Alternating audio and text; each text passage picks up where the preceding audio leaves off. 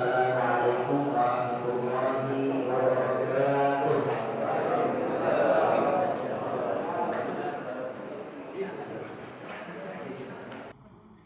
Alhamdulillahirabbil alamin wassalatu wassalamu ala asyrafil anbiya'i wal mursalin wa ala alihi wa sahbihi ajma'in wa man tabi'ahum bi ihsanin ila yaumiddin.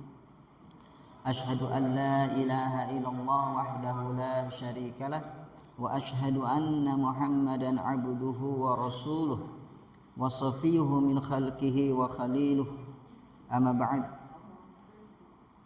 Hadirin dan hadirat jamaah sekalian yang dirahmati Allah Subhanahu wa taala. Apa kabarnya sore ini? Sehat Bapak-bapak? Masih puasa? Ya, tapi kenapa ada air di meja itu, Pak? Tong khilafnya, Pak ya. Hati-hati salah ngambil. Bismillah. Segala puji bagi Allah Subhanahu wa taala yang telah mengumpulkan kita pada sore ini untuk bisa menghadiri majelis ilmu. Saya lihat ada wajah-wajah baru. Ya, saya ucapkan selamat datang di majelis ta'lim kita. Salam kenal. Walaupun belum sempat kenalan sama bapak-bapak sekalian, minimal bapak kenal saya dulu, ya. Bismillahirrahmanirrahim. Pada kesempatan sore ini, insyaallah kita akan kembali mengingat-ingat nikmat Allah Subhanahu wa taala atas kita semua. Di antara nikmat yang paling besar adalah nikmat iman, nikmat Islam, dan nikmat ukhuwah Islamiyah. Sehingga dengan dasar iman dan Islam kita berkumpul pada sore ini. Maka marilah kita pupuk persaudaraan ini dengan terus menghadiri majelis ilmu. Karena jikalau kita jarang berkumpul di tempat yang Allah ridhai seperti ini, maka Allah Subhanahu wa taala akan semakin menjauhkan hati kita satu sama lain. Hadirin yang dirahmati Allah, pada kesempatan sore ini izinkan saya untuk menyampaikan beberapa nasihat yang saya tunjukkan untuk diri saya pribadi. Mudah-mudahan nasihat ini sampai ke hati para bapak sekalian dan para ibu sekalian, yaitu tentang hukum-hukum yang berkaitan dengan i'tikaf. Sebagaimana Nabi SAW telah mengajarkannya kepada para sahabat. Hadirin yang dirahmati Allah, keunikan satu ibadah ini adalah di mana Nabi SAW merutinkannya. Setiap tahun beliau selalu melakukan i'tikaf. Bahkan ketika tahun terakhir hayat beliau beriktikaf selama 20 hari, biasanya 10 hari. Ada apa dengan i'tikaf dan bagaimana cara melaksanakan i'tikaf? Maka perlu kita pahami, tidak ada satupun syariat dalam Islam kecuali Rasulullah SAW sudah menjelaskannya. Sekecil apapun aspek kehidupan manusia, Rasulullah sudah menyampaikannya. Sampai adab masuk WC dijelaskan, betul? Keluar pakai tangan apa, Pak? Kalau masuk WC? Bukan tangan, Pak ya. Alhamdulillah masih fokus berarti ya. Takut sudah hilang fokus karena lapar. Masuk ke WC pakai kaki kiri. Keluar pakai kaki kanan. Makan pakai tangan kanan apa tangan kiri? Tangan kanan. Ya. Semua sudah dijelaskan oleh Rasulullah SAW. Bahkan dalam hal sekecil itu pun Rasulullah sudah menjelaskannya.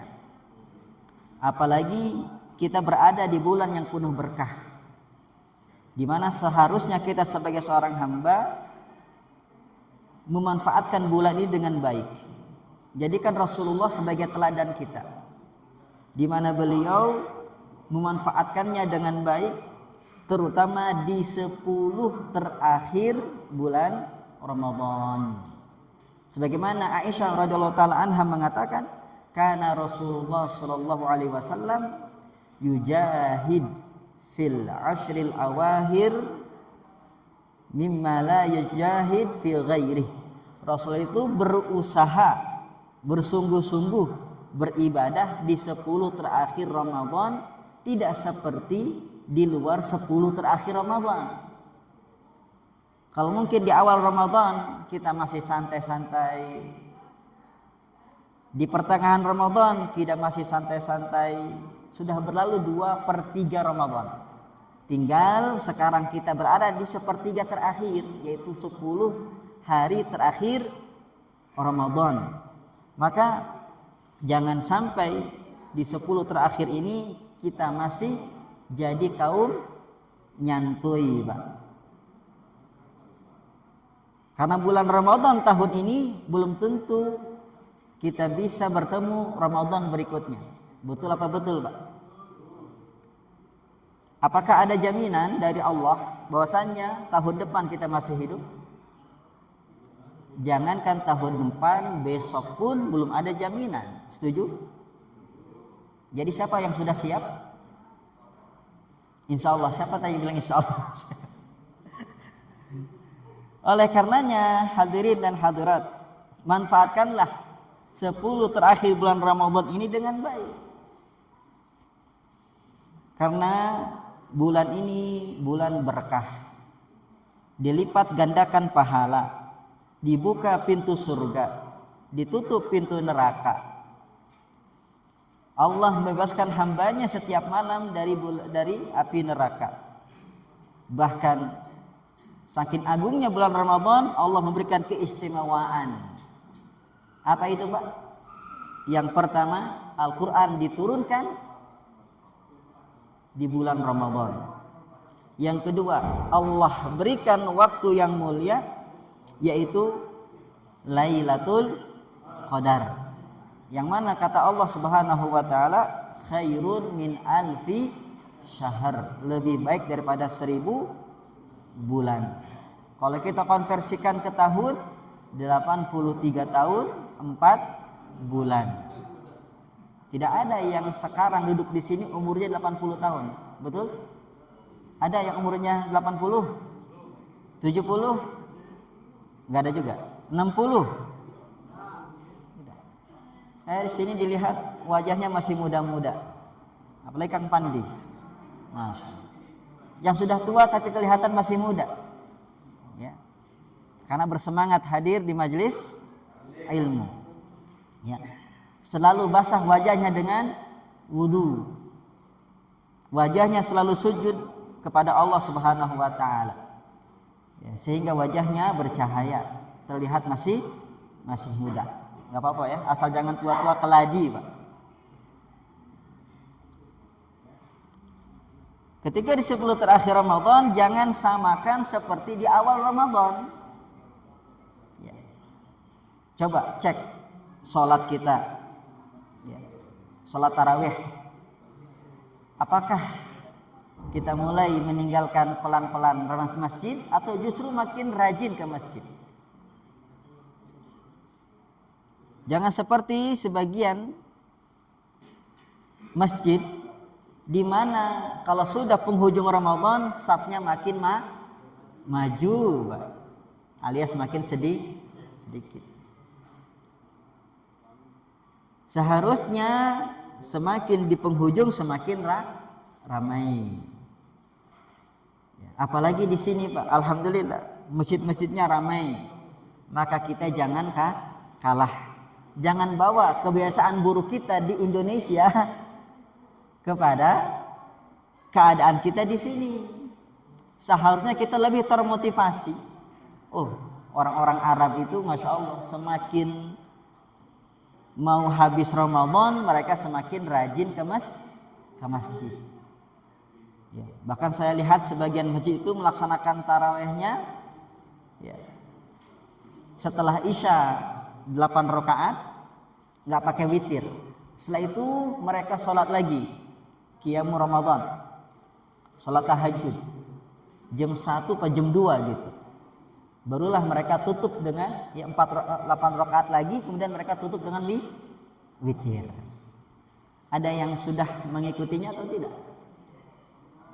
Coba angkat tangan yang mengikuti. Oh, silakan Bapak. Buat Bapak. Ya. Jadi 8 rakaat setelah Isya, baru kemudian imam putus, enggak sholat witir, silakan Pak Warsan. Kemudian mereka kembali ke aktivitas masing-masing, ada yang melanjutkan i'tikaf, baca Quran, ada yang tidur. Baru jam 1 atau jam 2 mereka sholat lagi. 8 rakaat lagi, kemudian ditutup dengan witir. Sekarang ini Pak. Ya. Maka kita jangan kalah dari mereka. Allah mengatakan fastabiqul khairat, berlomba-lombalah dalam kebaikan. Di ayat yang lain Allah mengatakan wa fi dzalika falyatanafasil mutanafisun, hendaklah berlomba-lomba bagi mereka yang mau berlomba-lomba. Wa fi dzalik, dalam hal apa? Meraih surga Allah, dalam hal kebaikan.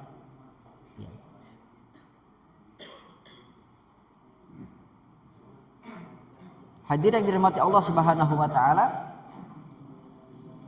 selain melakukan qiyamul Ramadan dengan cara seperti itu, minimal Bapak jangan sampai tinggalkan qiyamul Ramadan bersama imam. Karena tingkatan qiyamul Ramadan itu 4 Pak. Ada 4 tingkatan. Yang paling tinggi mengisi 1 malam full dengan salat malam. Ya, jadi non-stop. Nah, siapa yang sanggup? Sulit.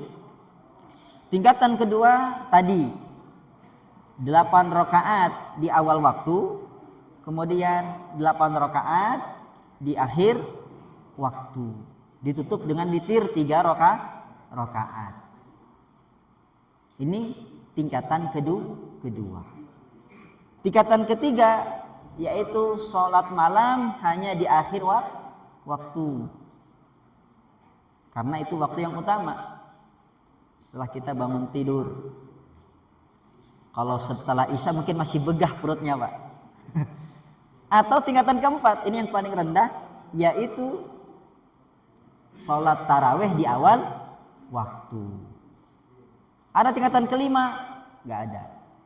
Justru kalau tingkatan kelima dia yang paling rugi Pak. 10 terakhir Ramadan malah tidak tarawih. Ya. Yang mana kata Nabi SAW, man qama lailatal qadri imanan wahtisaban ghufira lahu ma taqaddama min dzambih.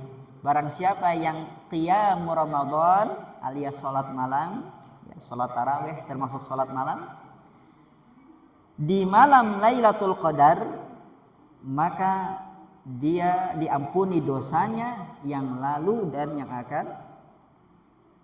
Maka diampuni dosanya yang telah lalu. Ini kabar gembira dari Rasulullah Sallallahu Alaihi Wasallam. Kemudian supaya kita menjaga kualitas puasa kita di akhir waktu, maka ada satu syariat yang Rasulullah Sallallahu Alaihi Wasallam contohkan kepada kita, yaitu i'tikaf. Dan insya Allah inilah pembahasan kita pada sore ini. Sekarang tanggal berapa Ramadan Pak? Berapa? 24. Kurang lebih 6 hari lagi. Ya. Oleh karenanya jangan sampai yang 6 hari ini kita kecolongan lagi Pak. Di mana i'tikaf merupakan salah satu solusi agar kita bisa mendapatkan Lailatul Qadar. Solusi. Ya, kebanyakan kita sibuk dengan keluarga, betul? Kebanyakan kita sibuk dengan pekerjaan. Betul? Kebanyakan kita sibuk dengan HP. Betul? Maka solusi terbaik adalah i'tikaf. Ya. Oleh karenanya kata para ulama, hikmah disyariatkannya i'tikaf yaitu agar kita bisa fokus beribadah kepada Allah. Fokus. Ya. Karena kalau kita nggak fokus, kita banyak lalai. Kemudian yang kedua, mengejar keutamaan Lailatul Qadar. Yang tadi, yang keutamaannya sangat banyak sekali. Lailatul Qadar lebih baik daripada 1000 bulan. 83 tahun 4 bulan. Lailatul Qadar di dalamnya diturunkan Al-Qur'an. Lailatul Qadar ditetapkan takdir selama setahun ke depan. Nah, kalau kita tidak bertepatan dengan malam tersebut, dengan ibadah yang kita lakukan, kita akan rugi. Bagaimana hukum i'tikaf? Bagi seorang laki-laki, i'tikaf itu adalah sunnah muakkadah. Karena Nabi tidak pernah meninggalkan i'tikaf di 10 terakhir Ramadan. Beliau istrinya berapa, Pak? 9. Ya, 11 total, tapi 2 wafat, tinggal 9. Tapi beliau masih sempat i'tikaf. Full, Pak. 10 hari. Bapak berapa istrinya? 1. Tapi kenapa nggak bisa i'tikaf? Ya, terbuai dengan buayan istri. Contoh Nabi Shallallahu Alaihi Wasallam. Kata Aisyah, "Idza dakhala al-ashru Rasulullah Shallallahu Alaihi Wasallam syadda mi'zarah." Beliau, ya, jikalau masuk 10 terakhir Ramadan, menguatkan ikatan pinggangnya beliau, ikatan sarung beliau. Kata para ulama, maksudnya adalah menjauhi istri-istri beliau. Ya, bahkan istri-istri beliau minta izin untuk ikut i'tikaf. Rasulullah panglima, pemimpin, nabi dan rasul, Masya Allah kesibukannya melebihi kita. Kita ini siapa? Ya. Tapi beliau bisa i'tikaf.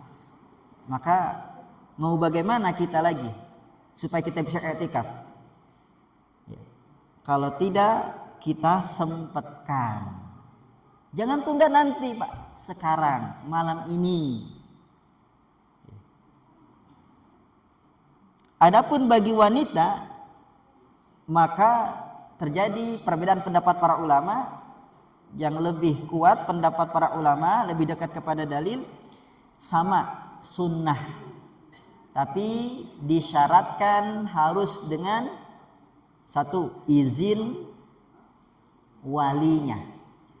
Kalau belum menikah, izin orang tuanya. Kalau sudah menikah, izin dari suaminya. Karena para istri Nabi izin kepada Rasulullah untuk bisa i'tikaf bersama beliau. Yang kedua syaratnya, tidak boleh menimbulkan fitnah bagi kaum laki-laki. Maunya wanita aja ini.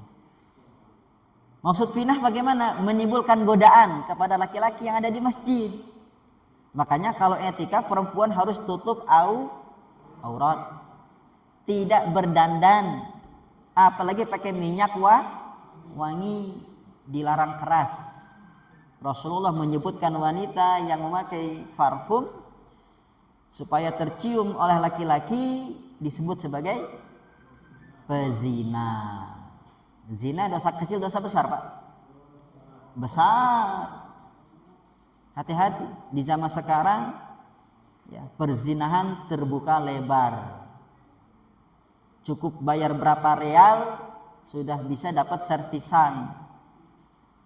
Godaan zaman sekarang semakin kuat. Apalagi bapak-bapak sebagian besar jauh dari istri yang pertama. Entah istri yang kedua ada atau tidak, ya. Maka pintar-pintarlah menjaga iman dan takwa. Ya. Di zaman sekarang yang semakin kuat godaannya. Itu dia. Syarat bagi wanita bisa ikut i'tikaf. Apa tadi yang pertama, Pak? Ada yang bisa nyebutkan? Angkat kaki dulu, Pak. Angkat tangan. Silakan Pak Sahman. Izin dari suaminya. Ya. Satu, kedua? Jangan menimbulkan fitnah. Tidak menimbulkan fitnah. Solusi agar tidak menimbulkan fitnah, Pak, bagaimana? Pakai cadar dan tidak pakai wangi-wangian. Insya Allah. Ya, pakai hijab. Ya. Menutup aurat, pakai hijab. Kemudian tidak memakai wangi-wangian, tidak berdandan. Silakan Bapak.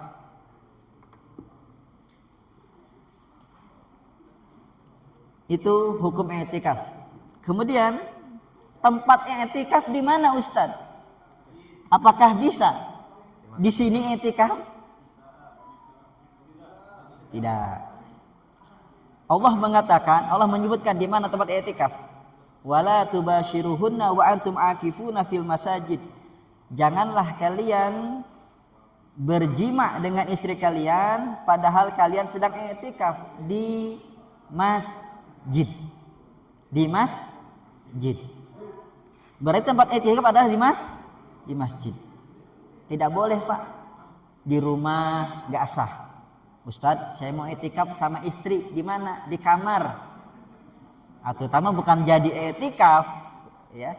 Jadi anak nanti itu mah. Betul, Pak? Ya. Bagi yang bawa istri. Yang gak bawa istri gimana, Ustaz? Istighfar banyak-banyak. Doa sama Allah. Ya. Supaya didatangkan istri. Jadi di masjid, Pak. Masjid yang bagaimana, Ustaz? Masjid yang ditegakkan sholat 5 waktu. Ya. Jadilah laki-laki yang kuat 5 kali sehari, Pak. Jadilah laki-laki yang kuat 5 kali sehari. Pagi 2 kali, zuhur 4 kali, asar 4 kali, maghrib 3 kali, isya 4 kali. Total 17. Ada yang kuat? Insya Allah. Jadi masjid yang menegakkan sholat 5 waktu berjamaah, itulah masjid yang sah dijadikan i'tikaf. Ustadz, di kampung saya ada musola. Alhamdulillah ditegakkan sholat 5 waktu. Boleh nggak saya i'tikaf di musola itu? Boleh tidak, Pak? Coba angkat tangan yang mau mencoba jawab. Ada hadiahnya, Pak. Boleh enggak i'tikaf di musola yang ditegakkan sholat 5 waktu berjamaah? Karena enggak sedikit musola yang tidak ditegakkan sholat 5 waktu, betul? Paling asar tok. Paling maghrib tok. Yang rame. Isya wassalam. Subuh apalagi. Zuhur asar goodbye. Tapi kalau ada musola yang ditegakkan di sana sholat 5 waktu, maka hukumnya sah i'tikaf di sana. Ya, Pak Dadang, oke? Sah. Loh, kan bukan masjid. Itu masjid, Bapak, cuma nama yang beda. Contoh saya. Ya. Saya dengan artis Korea nggak jauh-jauh beda dikit gitu. Beda nama aja mungkin. Jadi hukumnya sah. Sama-sama laki-laki, Pak, maksudnya. Ya. Paham sampai sini, Pak? Istilah surau, musola, langgar, apa lagi?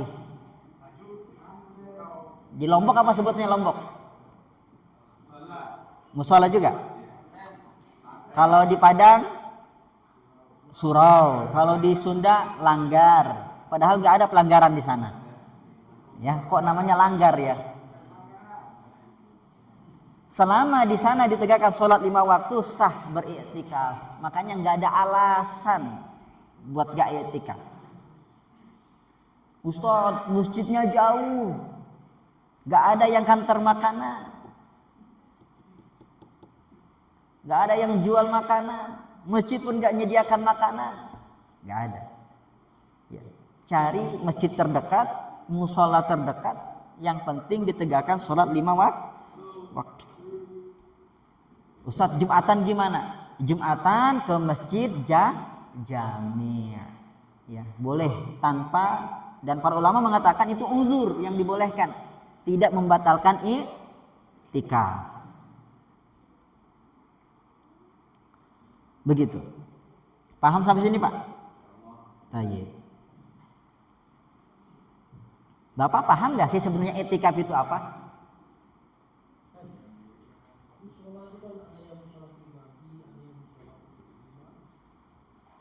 Ya, pertanyaan bagus dari Pak Naim. Musola itu kan ada model-model, Ustaz. Ada musola pribadi, ada musola umum. Mana yang dimaksud? Yaitu musola yang dikhususkan untuk digunakan oleh kaum muslimin. Bukan musola pribadi. Pokoknya selama musola itu sama pewakafnya, ya, diberikan izin kepada siapapun untuk sholat di situ, maka disebut musola atau masjid yang sah dijadikan untuk iktikaf. Paham Bapak? Apa iktikaf Bapak hadirin? Jangan sampai ngomong iktikaf kanan kiri tapi Bapak nggak tahu apa itu iktikaf. Apa iktikaf? Coba siapa yang mau jawab? Berdiam diri di masjid, tidur, makan atau gimana Pak? Apa Pak? Bertaqarrub ilallah. Silakan Pak Naim. Sudah? Belum? Silakan Pak Naim. Betul ya, iktikaf itu berdiam diri di masjid dengan beribadah, dengan niat beribadah kepada Allah. Jadi Bapak bukan pindah tempat tidur, bukan pindah tempat ngobrol. Kalau Bapak isi iktikaf itu dengan ngobrol sama kawan-kawannya, ada nggak yang kayak gini fenomena iktikaf? Banyak. Kayak reunian. Wassalamualaikum boyfriend gitu. Apa kabarnya, di mana sekarang? Ketemuan, ngobrol dari setelah taraweh sampai tengah malam. Nah, ini iktikaf yang kualitasnya rendah. Ya. Bukan pindah tempat tidur juga, dari badat taraweh sampai waktu sahur tidur tok. Ini iktikaf kualitasnya rendah. Makanya kalau mau iktikaf niatnya diluruskan Pak. Karena iktikaf itu harus dengan niat. Ya. Karena orang yang ke masjid beda-beda niatnya, betul Pak? Maka niatkan untuk iktikaf di masjid. Jam berapa maghrib sekarang Bapak? Jam 6:01. Nggak bisa ditawar jam 6:05 gitu? Nggak bisa. Ya. Kemudian yang ketiga, waktu i'tikaf itu kapan?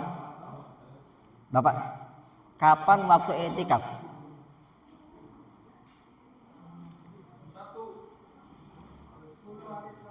Iya, 10 terakhir Ramadan atau di bulan Ramadan, sepakat para ulama hukumnya sunnah di situ i'tikaf. Yang jadi perselisihan adalah di luar bulan Ramadan. Bolehkah di bulan Syawal saya i'tikaf Ustaz? Atau di bulan Muharram, Safar? Yang lebih kuat pendapat para ulama adalah tetap disunahkan walaupun di luar bulan Ramadan. Ya. Kenapa? Karena Nabi kita Shallallahu Alaihi Wasallam pernah i'tikaf di bulan Syawal. Pertanyaan yang keempat, batas minimal dan maksimal i'tikaf. Batas minimal dan maksimal i'tikaf. Kapan dikatakan i'tikaf? Kalau batas maksimal nggak ada batasannya. Mau 1 hari, 2 hari, 3 hari, 4 hari, 10, sebulan, nggak ada batasan maksimal. Sekarang pertanyaan besarnya adalah batas minimal dikatakan i'tikaf. Di sini terjadi perbedaan pendapat ulama. Ada yang mengatakan 1 hari, ada yang mengatakan 10 hari, ada yang mengatakan sebentar pun tetap dikatakan i'tikaf. Dari pendapat-pendapat ini yang kuat adalah pendapat yang terakhir. Walaupun sebentar tetap dikatakan i'tikaf. Makanya Bapak, setiap Bapak masuk masjid, niatkan i'tikaf dan jangan tergesa-gesa keluar. Ya, saya perhatikan ketika imam assalamualaikum warahmatullah, assalamualaikum warahmatullah, langsung bleng, Bapak bangkit kayak bangkit dari kubur, meninggalkan masjid. Rugi Pak. Zikir dulu, astagfirullah, astagfirullah, astagfirullah. Di sini ada doa zikir setelah sholat.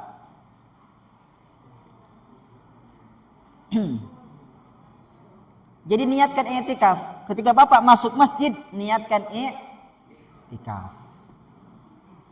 Walaupun sebentar, itu disebut i'tikaf. Karena saya yakin bapak-bapak di sini soleh-soleh, tidak tergesa-gesa keluar dari masjid. Ya, setelah sholat zikir dulu, setelah zikir sholat sunnah dulu, ba'diyah. Setelah sholat sunnah tadi zikir sudah, tinggal mikirnya. Begitu. Kemudian pertanyaan yang kelima, apa syarat-syarat i'tikaf? Yang pertama Islam, berarti kafir tidak sah. Yang kedua berakal, berarti orang gila tidak sah i'tikafnya. Yang ketiga baligh, berarti anak kecil yang belum mumayyiz, yang belum umur 7 tahun gak sah. Kalau umur 7 tahun Ustaz sah. Yang penting jangan bikin ribut. Orang tua harus tanggung jawab mengkondisikan anaknya. Ya. Yang keempat niat, makanya pasang niat. Ya. Dalam hati saya niat i'tikaf. Dalam hati, nggak perlu dilafatkan. Yang keempat suci dari haid. Suci dari haid dan nifas. Makanya perempuan yang haid dan nifas jangan i'tikaf. Termasuk yang junub. Ya, tidak boleh berdiam diri di masjid, mandi dulu. Kemudian yang keenam, pembatal i'tikaf. Pertama yaitu jima. Bapak kalau jima batal i'tikafnya, ya tidak sah. Kalau cuma cium Ustadz gimana? Batal tidak? Rapopo, ya nggak apa-apa. Yang kedua, keluar dari masjid tanpa uzur. Ini yang sering terjadi kesalahpahaman. Ketika Bapak keluar dari masjid, maka batal i'tikafnya.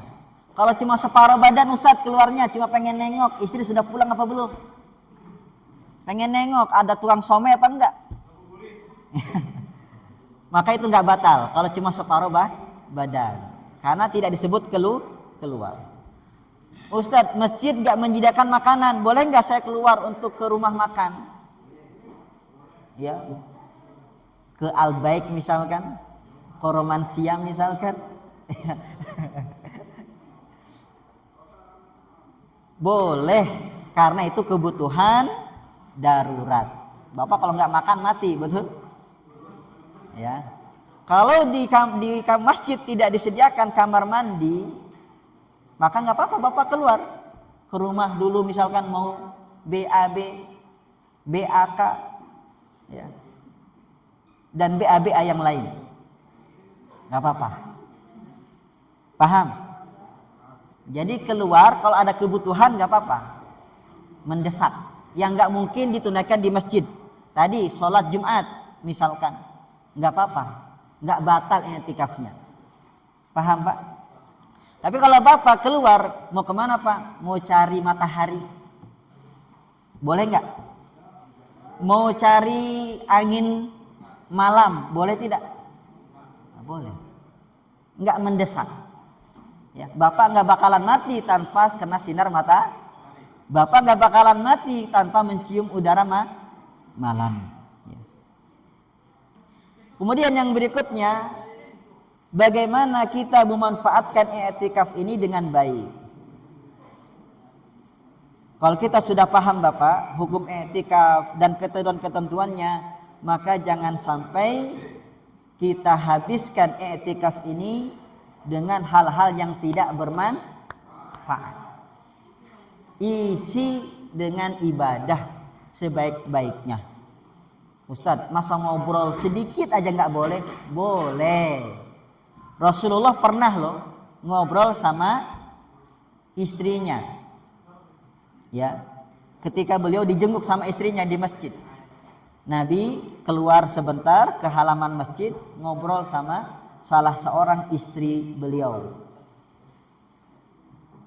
Begitu. Ya. Terus ada orang lewat, sahabat yang lewat. Mereka mempercepat langkah kaki. Kata Nabi, "Ada apa kalian?" "Ini istriku." Ya, ini istriku. Karena pakai hijab gak kelihatan itu siapa. Penting Bapak ya, untuk memberikan tabayun kepada orang, takut salah faham. Ya, Bapak di Riyadh boncengan misalkan, begitu, dengan istri Bapak, orang mengira itu bukan istri Bapak. Jelaskan, ini istri saya.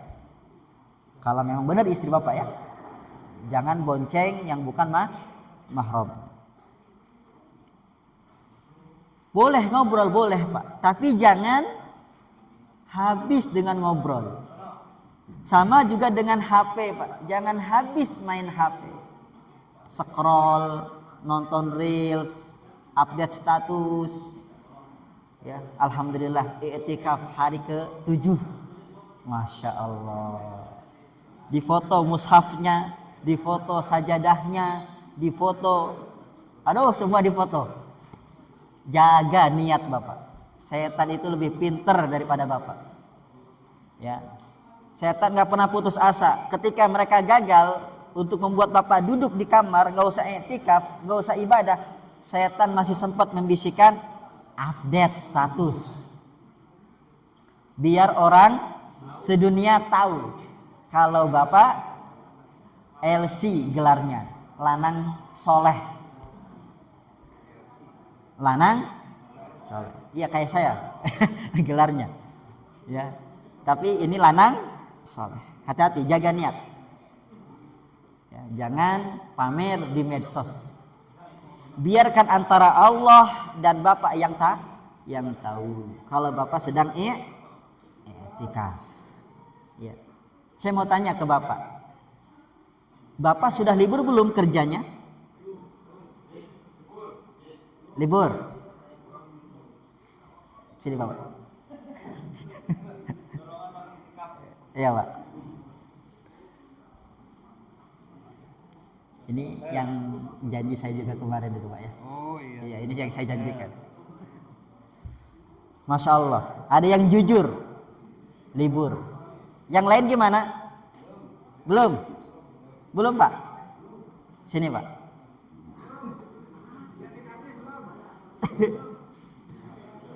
Masya Allah. Alhamdulillah. Silakan. Maka yang sudah libur, yuk niat i'tikaf. Ya. Untuk apa lagi?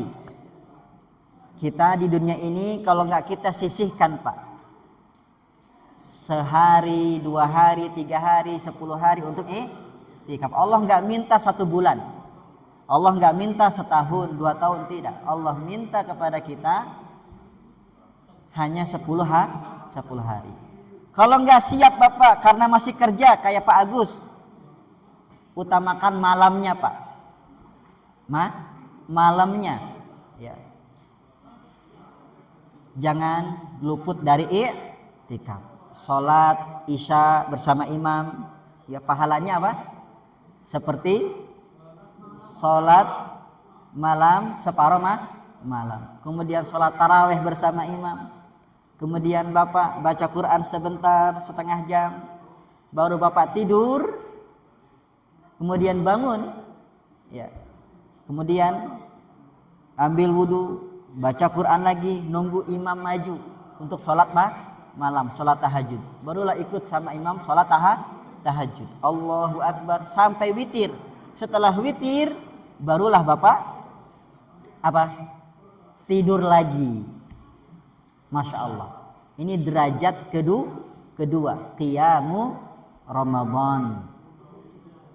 Mudah Bapak. Siap Bapak? Siap? Niatkan i'tikaf. Nggak bisa 10 hari, maka setiap malam. Sisakan uang untuk sedekah. Daripada Bapak ngasih THR pas lebaran, mendingan kasih THR dari sekarang. Siapa tahu THR Bapak bertepatan dengan Lailatul Qadar. Kasih tahu, Bang, ini THR dari saya dahulukan. Ya, saya dahulukan, takut ada kebutuhan abang. Begitu. D, ini THR dari abang. Abang dahulukan, takut ada kebutuhan. Mama, mami, papi, manggilnya apa? Mami, papi. Ya, mami, papi, ini THR. Dah saya dahulukan. Siapa tahu THR yang Bapak berikan bertepatan dengan Lailatul. Makanya kirimnya 10 kali Pak, setiap malam. Setiap malam. Dipecah. Ya. Begitu. Bang, kenapa ini ngirimnya enggak sekalian? Saya pengennya nyicil. Begitu. Paham Bapak? Barakallahu fikum. Mudah-mudahan Allah Subhanahu wa taala memberikan kepada kita taufik dan hidayahnya agar kita bisa mengisi 10 terakhir Ramadan ini dengan iman, dengan takwa, mengharap pahala dari Allah Subhanahu wa taala. Ada pertanyaan Bapak dan Ibu? Jelas? Berarti siap diamalkan ya? Oke? Siap? Bismillah. Pasang niat. Oke, barakallahu fiik. Assalamualaikum warahmatullahi wabarakatuh.